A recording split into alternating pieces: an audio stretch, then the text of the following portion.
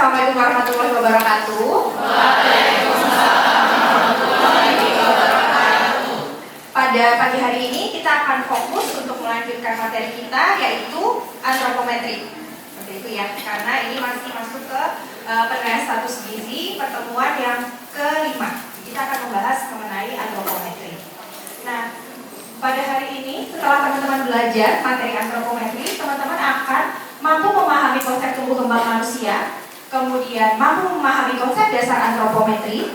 Yang ketiga, mampu menjelaskan kelebihan dan kelemahan antropometri.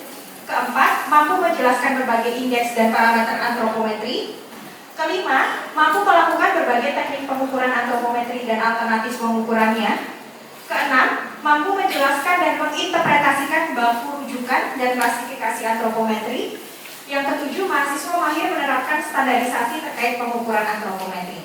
Nah, sebelum kita masuk ke materi kita, mata kuliah penilaian status gizi, ada yang masih ingat ada berapa cara untuk mengukur status gizi?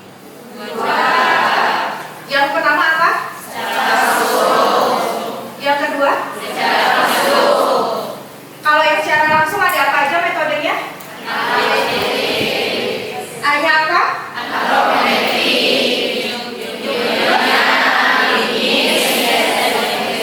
Berarti kalau antropometri dia masuk ke pengukuran secara langsung. Berarti masih pada ingat ya? Masih simpel kan? Kalau yang tidak langsung itu apa contohnya?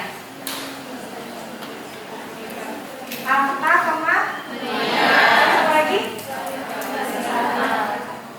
Ya, kesakitan, terus ada lagi?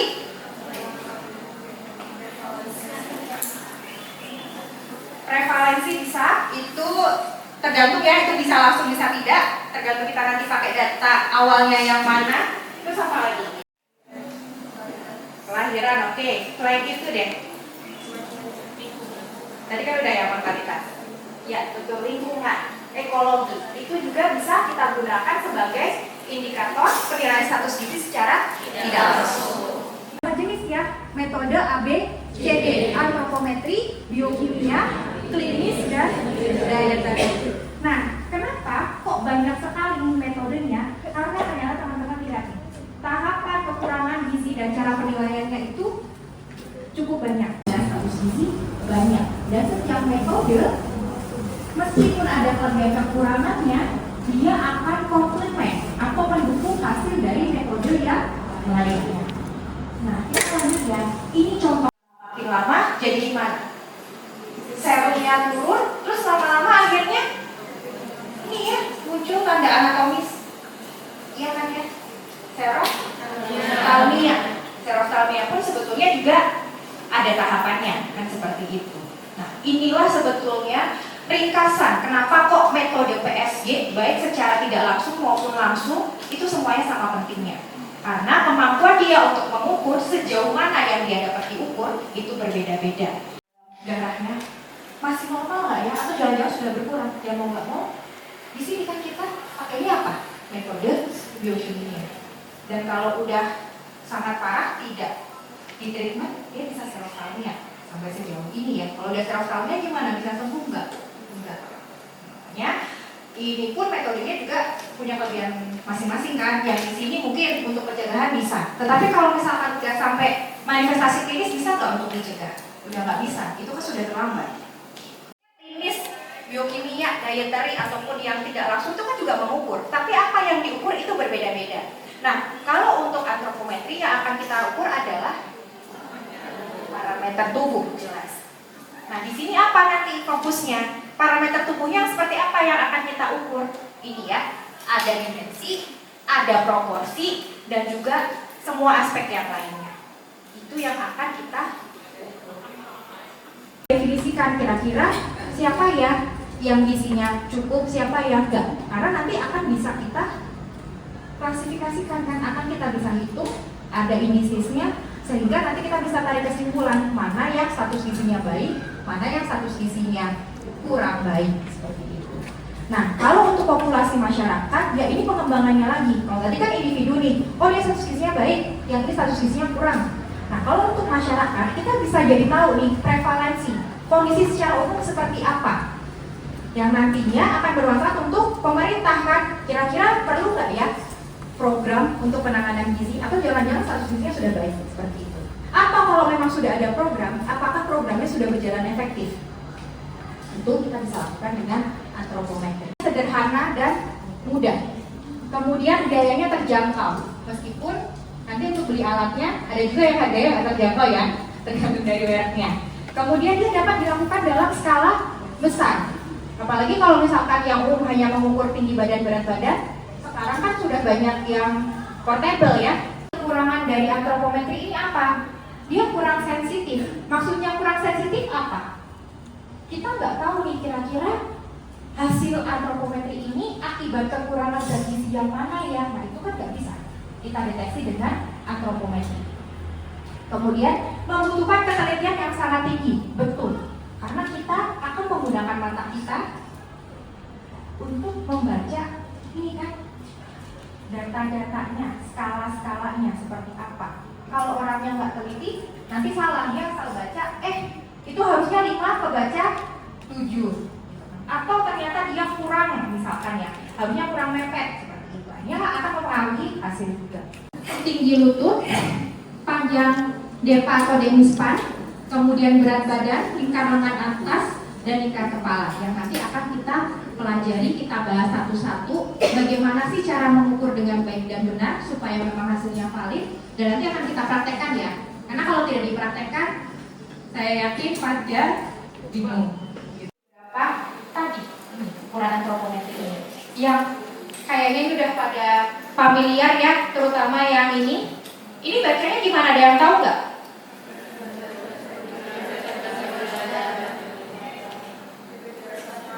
Yang betul yang mana? Berat badan menurut tinggi badan, berat badan menurut umur, atau berat badan per tinggi badan, atau berat badan per umur? Mana yang betul? Ya, menurut ya. Jelas, kita udah tahu. Yang dimaksud ini apa? Menurut umur atau berdasarkan umur itu boleh. Pokoknya jangan sampai dibaca BB per TB, karena kita nggak mau membagi di sini seperti itu ya. Karena kita mau membandingkan dengan usianya, standar dari usianya seperti apa. Ada yang tahu namanya apa? Langboard, yang bisa kita gunakan untuk mengukur panjang badan, yang artinya untuk ya untuk anak di bawah 2 tahun. Nah ini ada yang, ini kayaknya udah pada familiar kan? Apa ini? Mikrotoa ya, jangan mikrotois bacanya, mikrotoa. Nah kemudian ada yang familiar juga dengan ini, pita lila ya. Nah ini apa? Ada yang tahu? Namanya? Bener timbangan, tapi ada spesifiknya. Ini timbangan apa? Timbangan bayi ya, atau istilahnya adalah baby scale, dan juga ada tadi timbangan di digital. Nah, itu ada fungsinya masing-masing. Jelas kalau Langboard akan kita gunakan untuk mengukur panjang badan. Kalau statur atau mikrotoa akan kita gunakan untuk mengukur tinggi badan. Nah, kalau timbang-timbangan udah jelas ya, gunanya untuk mengukur berat badan. Seperti itu. Dan ini nanti ada pita lila yang bisa teman-teman gunakan untuk mengukur lila ataupun untuk mengukur lingkar kepala, termasuk untuk mengukur tinggi lutut dan demispan. Itu juga bisa kita pakai pita ini, tetapi nanti harus hati-hati. Dan itu akan saya jelaskan setelah ini ya. Indikator ukuran antropometri itu apa tadi yang pertama? Usia. Jadi teman-teman harus tahu dulu cara menentukan usia. Jadi kadang kalau saya lihat di lapak itu asal aja, Bu sekarang usianya berapa? Padahal tidak seperti itu standarnya. Standarnya adalah kita harus menanyakan kapan tanggal lahirnya. Seperti itu. Tanggal lahirnya kapan? Kalau tidak ingat, kita bisa minta perlihatkan KTP-nya atau kartu keluarganya kalau misalkan teman-teman lagi ke lapak, dan itu nanti akan kita lihat di situ yang terregister atau terdaftar itu berapa tanggal lahirnya. Jadi jangan ditanyakan langsung berapa usia ibu, harus kita tanyakan bukan berapa ya kalau tanggal lahir, kapan beliau lahir, ada tanggal, ada bulan, ada tahun, tanggal lahirnya. Nah sekarang tanggal berapa? Jadi nanti kita bisa hitung kan udah berapa hari usia dari. Nah tapi yang agak perlu banyak perhatian itu ketika teman-teman nanti menimbang balita.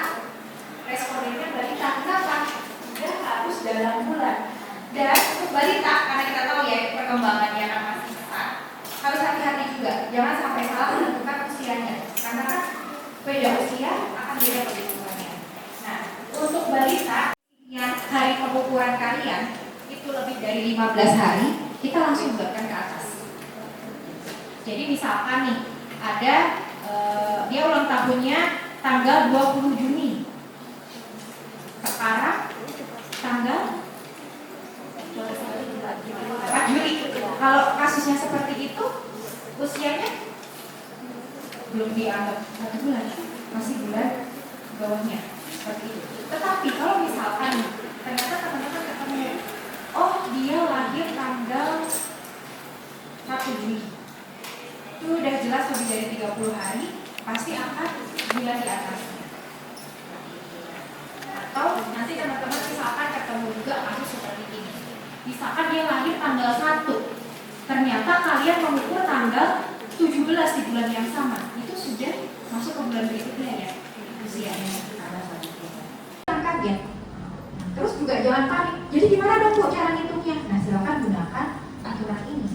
Oh nggak ingat tanggalnya, oke langsung dianggap tanggal 15. Bulannya nggak ingat, ya udah langsung dianggap bulan. Nah tapi kalau untuk tahun biasanya mereka akan ingat. Pernah lihat yang stator yang sudah berdiri? Kadang di klinik-klinik juga ada. Nah kalau itu enak ya, karena dia sudah terstandar, kita tidak perlu memasang dulu, karena udah langsung jadi aja, tinggal kita lakukan pengukuran. Nah tetapi kalau teman-teman punyanya mikrotoa, artinya gimana? Kita harus pasang dulu mikrotoanya. Caranya adalah ini, kita biasa dulu. Jadi kita bisa gunakan pita lila atau meteran. Kalau misalkan nggak ada meteran, kita bisa pakai pita lila. Sebetulnya langkah pertama ini tujuannya apa? Kan kita tahu mikrotoa itu berapa maksimalnya? 200 cm kan? 2 meter. Sedangkan tinggi rata-rata orang Indonesia, terutama yang perempuan gimana? Jadi kan cukup tinggi. Nah, ketika kita langsung gunakan nih, langsung kita ukur 2 meter ke atas, karena kadang kita nggak nyampe, itu bisa membuat hasilnya kurang valid, jadi kurang pas. Masalah. Meskipun rata-rata kebanyakan menggunakan 10-20 cm. Yang jelas, teman-teman harus pastikan bahwa ini memang nanti ketika mengukur di bawah harus tepat ya. Dan jangan lupa juga nanti pengurangannya. Kalau sudah 10 cm, nanti kita dari atas berarti cukup 190. Kalau 20, 180. Kalau 30, 170. Jangan sampai lupa. Ternyata kalian ukur 30 cm, kalian kurangin 20 cm. Artinya apa? Enggak pas juga. Jadi nanti hasilnya nggak valid juga. Nah, kalau sudah, kita harus kasih tanda menggariskan. Karena itu kan yang akan menjadi patokan kita. Nah, kalau sudah ada, kita bisa tepatkan ujung pengukur pada statometer secara vertikal. Cara vertikal seperti ini. Jadi kita akan tarik ke atas ya, sampai dia nanti sininya tergantung. Kalau tadi 10 cm ya cukup 190, kalau 20 cm 180. Jangan sampai ke 0 ya. Nanti kan ada di sini. Nah, kemudian pasang bagian ujung meteran pada statometer ke dinding dengan double tape atau menggunakan paku. Nah, nanti kalau misalkan kalian lagi ke lapang nih, jangan asal memaku ya. Nanti tanyakan dulu boleh dipaku nggak Bapak Ibu. Kalau dipaku kan enak sebetulnya ya. Kita nggak perlu lepas pasang, dan dia akan lebih kuat juga. Tetapi kalau tidak, kita bisa gunakan lakban yang warna hitam. Silakan aja didobel-dobel beberapa. Itu juga bisa kuat. Nah, nanti ditarik sampai ke tadi penandanya. Nanti kalau udah kita tarik, kita garis seperti ini, kemudian kita lepaskan, dia akan kembali ke atas. Jadi kan akan kelihatan kan tinggal garisnya kanan dan kiri ini. Kita bisa lihat garisnya mencong nggak ya? Kayak gitu. Nah, kalau memang melenceng, artinya kita harus pasang ulang. Dia tidak lurus dan pasti hasilnya nanti tidak akan valid. Nah, kalau sudah, tinggal kita bisa lakukan pengukuran. Ini yang harus teman-teman perhatikan. Posyandu, terkadang nanti lupa anaknya masih pakai sepatu langsung diukur. Tidak ya, karena sepatu itu ada soalnya, sehingga akan menambah tinggi badannya dia. Sehingga sebelum memulai pengukuran, teman-teman harus pastikan kondisinya. Kaki harus telanjang. Kaos kaki boleh nggak? Kaos kaki? Boleh atau enggak?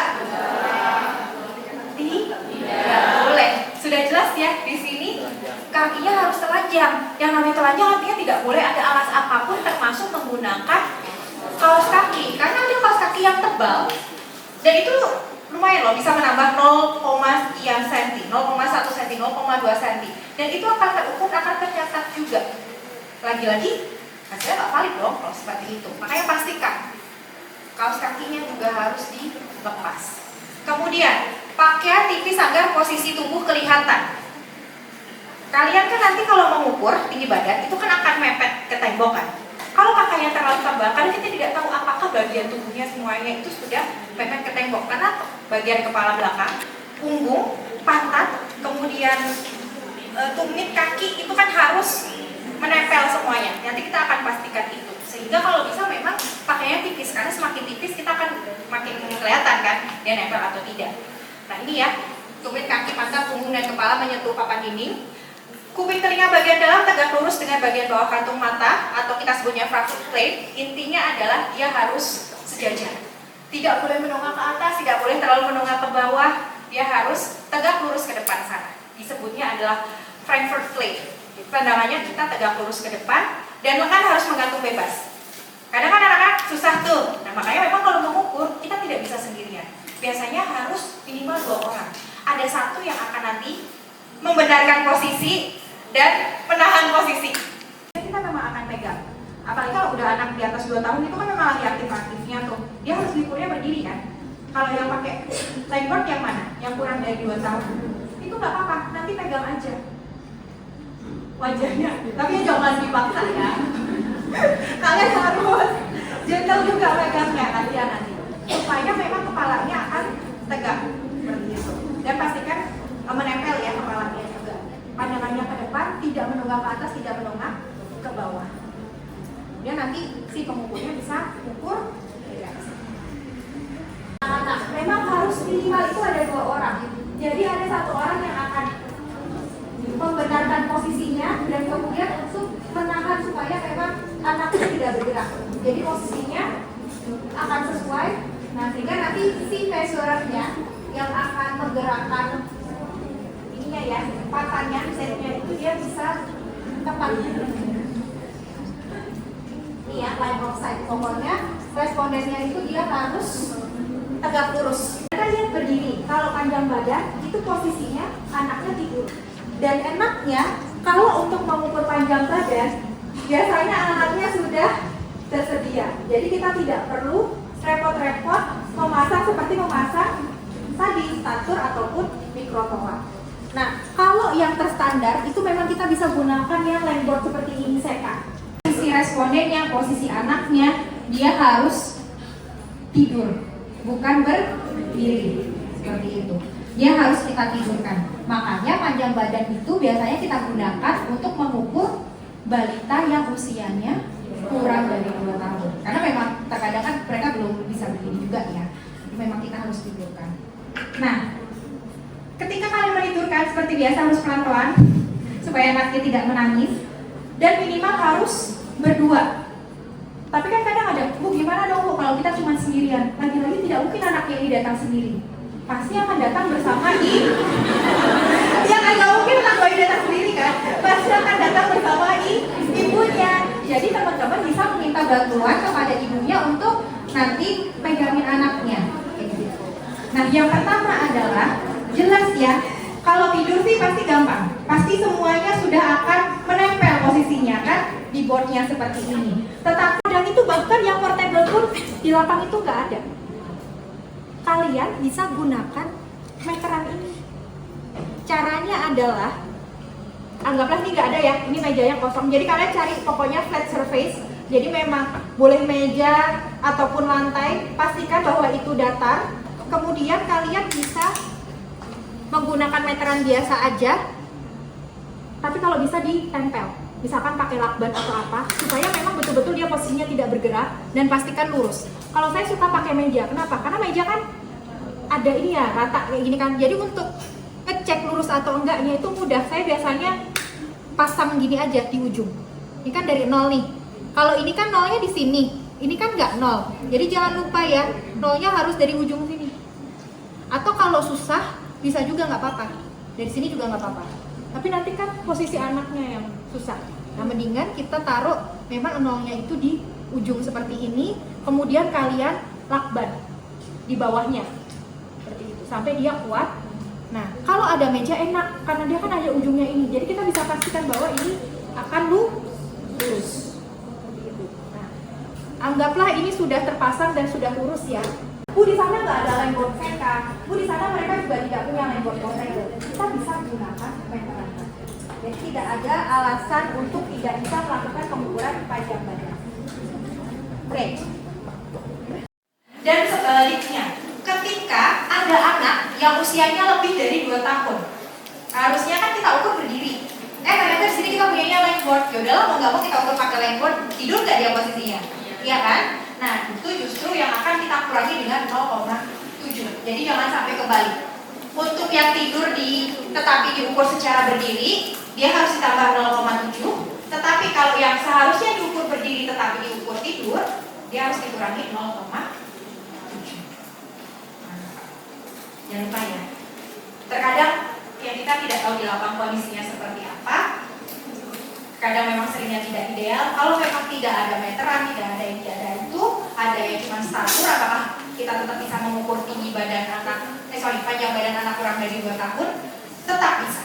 Dengan cara ukur tinggi badan seperti biasa menggunakan mikrotoa, kemudian kita tambahkan 0,7. Udah? Ini beneran paham atau bisa lanjut? Oke, kita lanjut ya. Setelah tinggi badan panjang badan, kita menimbang berat badan. Kalau menimbang berat badan, rasanya aqua gelas, karena dia kan tipis, jadi tidak ada beratnya. Tapi kan sudah jelas ya dia ya, ada 240 ml tergantung mereknya ya. Nanti kalian harus cek satu-satu. Biasanya kan tetap ada kan di label pangannya 240 ml, ada yang 200 ml, ada yang 230, kan seperti itu, ada yang 250. Jadi pastikan baca label pangannya itu berapa, letakkan saja di timbangan. Kalau timbangannya menunjukkan 0,2 ketika dia memang 240 ml, artinya gimana? Sudah betul kan seperti itu. Jangan lupa tetap harus kita kalibrasi. Yang kedua, yang penting apa? Karena ini kita mau mengukur berat, jangan sampai ada beban tambahan yang akan menambah berat badan dari si responden kita.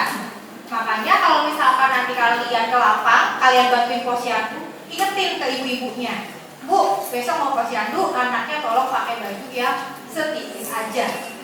Nah, atau kan mungkin dan tolong dicek dulu di sakunya, itu harus dikeluarkan juga supaya memang tidak ada beban tambahan yang akan ikut tertimbang. Tinggal nanti kita minta untuk naik ke timbangan, harus posisinya tegak, tangannya juga menggantung dengan bebas, pandangan matanya lurus ke depan, selalu lurus ke depan. Nah, kalau untuk menimbang berat badan satu orang bisa, karena nanti kita bisa arahkan saja. Cukup lebih mahal dibanding timbangan digital biasa. Kalau ada baby scale enak, kita tinggal taruh timbangan digital biasa seperti yang di depan. Kita bisa lakukan dengan cara mengurangi berat badan. Jadi ibunya dulu kita timbang, kemudian kita timbang lagi ibu beserta anaknya. Jadi digendong, kita tinggal itu. Nah, kemudian satu lagi ya teman-teman ya, di Indonesia ini masih banyak yang pakai dacin. Meskipun sekarang di Kota Padang udah nggak ada sih yang pakai dacin.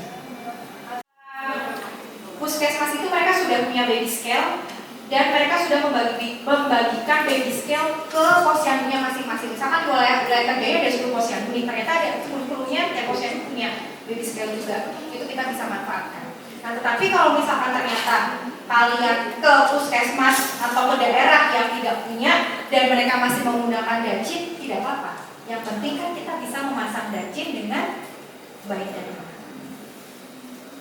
Caranya gimana? Pertama, kan yang namanya dacin itu kan digantung. Dan kalian pernah lihat dacin kan? Pernah ke posyandu kan? Dulu kan kita kecil ke posyandu kan ya? Dan itu berat kan? Masih ingat cara lila? Nah, untuk mengukur lila ini cukup tricky, ya kan? Karena kadang lupa, kadang karena ingin cepat-cepat langsung aja, tidak dicari titik tengahnya, langsung aja kan diukur begini. itu udah otomatis salah. Langkah pertama adalah kita harus cari titik tengahnya, ya kan? Nah, jadi makanya kalau misalkan kalian mau ukur lila, tolong infokan kepada subjeknya untuk memakai baju yang mudah digulung lengannya. Kadang ada baju yang bahkan kita mau ukur kita tarik aja susah kan? Nah, apalagi kita mau ukur lila, karena lila yang kita ukur kan bagian atas kan, lingkar lengan atas bukan yang bawah. Jadi pastikan memang mereka memakai baju yang lengannya itu agak lebar, jadi bisa kita gulung sampai atas seperti itu. Nah, kemudian kita harus cari dulu titik tengahnya.